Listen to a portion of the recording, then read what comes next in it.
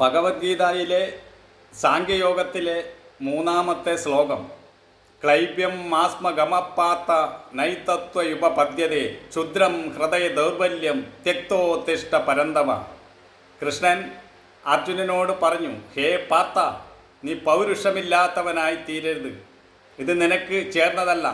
ഹേ ശത്രുനാശകനായ അർജുന, നിന്ദ്യമായ നിന്റെ ഹൃദയ ദൗർബല്യത്തെ വലിച്ചെറിഞ്ഞ് എഴുന്നേൽക്കുക, നിന്റെ കർത്തവ്യങ്ങൾ ചെയ്യുക. ഇവിടെ അർജുനൻ്റെ മനസ്സിൻ്റെ ദൗർബല്യത്തെ ഭഗവാൻ എടുത്തു കാണിക്കുകയാണ്. ഒരു യോദ്ധാവ് യുദ്ധക്കളത്തിൽ മുഖത്തോട് മുഖം നിന്നതിന് ശേഷം ഇങ്ങനെ ചിന്തിക്കാൻ പാടുള്ളതല്ല. അതുകൊണ്ട് ഈ പ്രവൃത്തി ആണും പെണ്ണും കെട്ട പ്രവൃത്തിയാണ്. ഇത് നിന്ദ്യമായ പ്രവൃത്തിയാണ്. ഒരു യോദ്ധാവിനുണ്ടായിരിക്കേണ്ട ചിന്തയല്ല നിന്റെ ചിന്ത.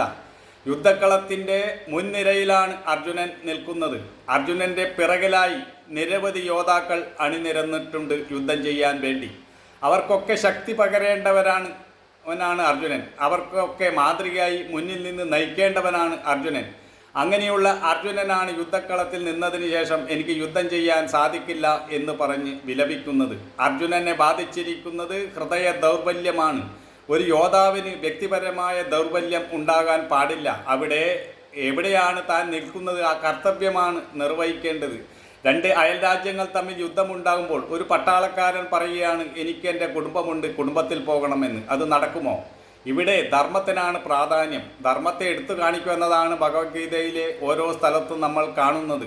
ഒരു യോദ്ധാവായി യുദ്ധക്കളത്തിൽ നിൽക്കുമ്പോൾ ഒരാൾ ഇങ്ങനെ ചിന്തിക്കാൻ പാടില്ല. അത് അങ്ങനെ ബാധിച്ചാൽ, അത് മനസ്സിനെ ബാധിച്ചാൽ അത് ശരീരത്തെയും ബാധിക്കും. കൈകാലുകൾ തളർന്നു പോകും. പിന്നെ യുദ്ധം ചെയ്യാൻ കഴിയുകയില്ല. എന്ത് ലക്ഷ്യത്തോടു കൂടിയാണോ ഒരാൾ യുദ്ധക്കളത്തിൽ വന്നിട്ടുള്ളത്, ആ കർത്തവ്യം ചെയ്യാൻ കഴിയാതെ അങ്ങനെ നിരാശനായി പിന്നെ ഇഷ്ടമില്ലാതെ മരണത്തിന് കീഴ്പ്പെടേണ്ടി വരും. എങ്ങനെയായാലും അവിടുന്ന് ഓടി രക്ഷപ്പെടാൻ അർജുനനെ ദുര്യോധനൻ സമ്മതിക്കത്തില്ല.